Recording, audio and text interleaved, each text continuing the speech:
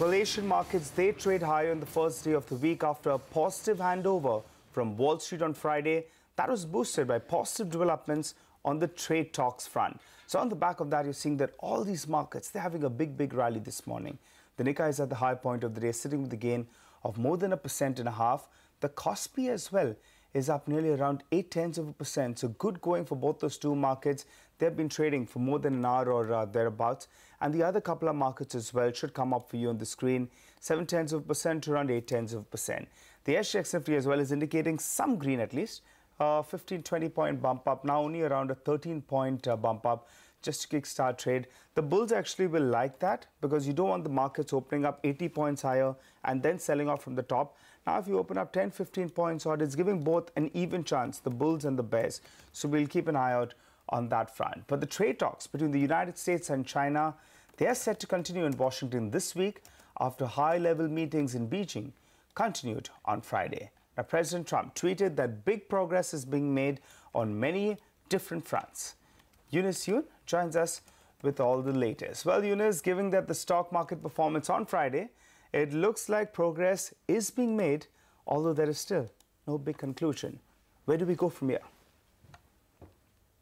Well, we go to Washington because the negotiators are going to be there all this week, and sources are telling me that the lower-level officials are going to meet first after the President's Day holiday. So they're going to be meeting to work on some of the technical detail before the principals come in to really work out some of the bigger issues. Of course, the principals are China's vice premier, who would be heading to Washington, as well as, and then meeting, of course, with the Treasury Secretary, Stephen Mnuchin, and the Trade Representative, Robert Lighthizer. Now, the focus, as I understand it, is going to be to try to hammer out a framework of a deal in order to have some sort of basis that President Trump and President Xi can work on at a later date, likely sometime or possibly as early as next month. So the pressure, I'm told, is very high, and that's because the focus of the Trump administration would likely shift next week to the Trump-Kim summit in Vietnam. So because of that,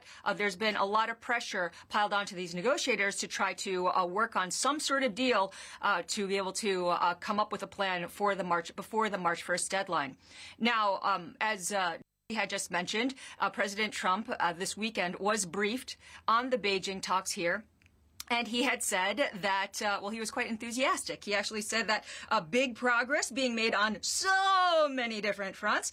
President Xi was a little bit more measured, but also expressed optimism, telling the state media here that the two sides achieved, quote, important step-by-step progress. Now, when I was talking to various sources about what progress actually has been made, it looks as though progress is made more on market access issues as well as on bigger purchases of American goods. Still far apart, though, on some of those important structural issues. And in fact, President Xi himself had hinted at this to the state media, saying that we are willing to adopt a cooperative approach, of course, the Chinese. However, cooperation requires certain principles. And that line is being read as the Chinese government and President Xi himself putting a bottom line on what the Chinese are willing to do.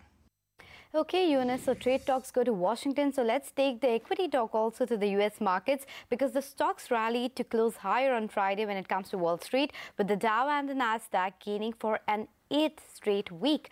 This on back of reports of the progress made in the U.S.-China trade negotiations. The Dow Jones jumped over 440 points as JP Morgan Chase and Goldman Sachs outperformed. The S&P 500 gained over 1% at close, while the Nasdaq Composite advanced over 0.5%. On the data front, industrial production for January fell 0.6% versus expectation of an increase of around 0.3%. However, the stock markets will be closed today in observance of the President's Day holiday. So the U.S. markets being on holiday today, but here is some opinion from Michael Feroli of JP Morgan on the U.S. economy and the markets going forward. Do probably pick up in the second quarter for a number of reasons. And I think the economy overall looks obviously not as strong as it did last year, and no one has really been expecting that to be the case. And I think you see that in things like jobless claims. But that being said, I do think some of the weakness we had seen in the numbers over the past month or so were probably, particularly on the sentiment side, were probably exaggerated by the shutdown. And so we think as some of these factors normalize, as the equity market has come back, that probably helps sentiment as well, that we can do a little better as we get out into the second quarter. Not as good as last year, but better than what we've seen over the last quarter. We're at full employment, and the inflation is under control. That gives the Fed a lot of reason to be patient, and so we don't see a lot of things that are going to really derail growth here. You know, we mentioned the tariffs. The tariffs are not, I mean, it appears they're not going to be as bad as feared a few months ago in terms of the intensification of that aspect of policy. We obviously have the government funded now, and that's a good thing. So right now, it does look like, I mean, Goldilocks, you know, I think some of us think about like the late 90s, so it's not that kind of Goldilocks, but it is, I think there aren't a lot of huge risks that we see right now that are obviously going to affect the economy over the next several months. Well, on to a big CNBC exclusive now. Investing legend Charlie Munger spoke to CNBC's Becky Quick on investing, valuations, and much more. Stressing on the valuation debate, he said that it gets tougher investing if stocks are richly valued. Also adds that if valuations keep going up and down, then investors have to hunt for opportunities. Here's an excerpt of that conversation. You spent a lot of time today talking about how people who think that they can beat the market averages are probably fooling themselves, how much tougher it's gotten to be a value investor or even just an investor in general. And I was just wondering, do you think the golden era of investing is over? Well, not forever. Why? Well, because I think it isn't like the last recession or the last big opportunity that the world is ever going to get is past. There'll be opportunities in the future. There are times that are easier and there are times which are harder. So is right now tougher just because valuations have come up so much? Of course. So you think A, the valuations have come up, and B, the competition sorting through those opportunities is more intelligent and more aggressive and more numerous. Of course it's harder. Do you think that the net result is people are going to get worse results? Do you think that the number of people who are smarter, who have better information than they used to, that will go down, or it will just be a question of valuations coming down at some point? Well, I think valuations will go up and down because they always have. And I think we'll have smart people in this game forever. Lots of them.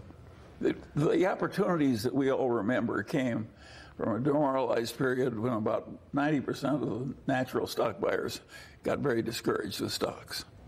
That's what created the opportunity for these fabulous records that my generation had. Well, European stocks as well ended higher on Friday on the back of the China-US trade talks. Additionally, the ECB, or the European Central Bank, has suggested a new round of long-term loans to banks is possible as well. So on the back of that news, we had those markets going through the roof. All of them ended with sharp gains in Friday's trading session. Both the CAC and the DAX ending with gains of more than 1.5%.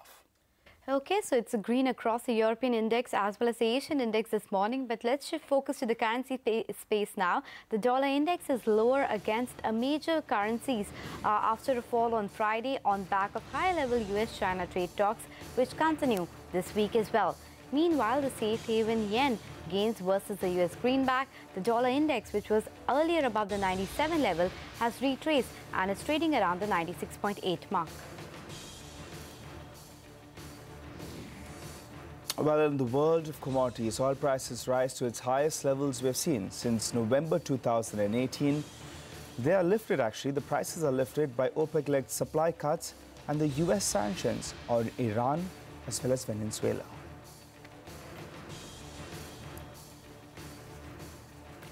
Well, those were the cues about commodities as well as equity, but it's a proud moment for all of us here at CNBC TV 18 at the Exchange for Media Broadcast News Awards 2018 held over the weekend.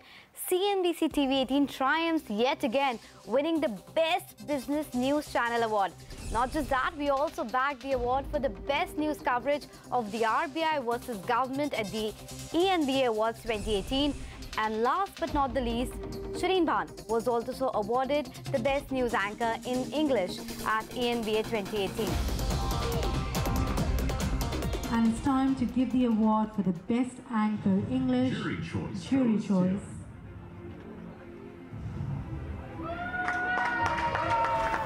Shireen Bhan, CNBC TV 18.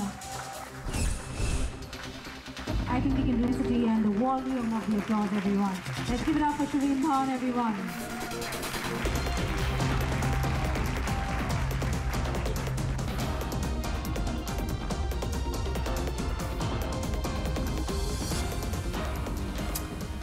Well, that's fabulous news early this morning. We thank all our viewers, as always, for keeping their faith in all of us.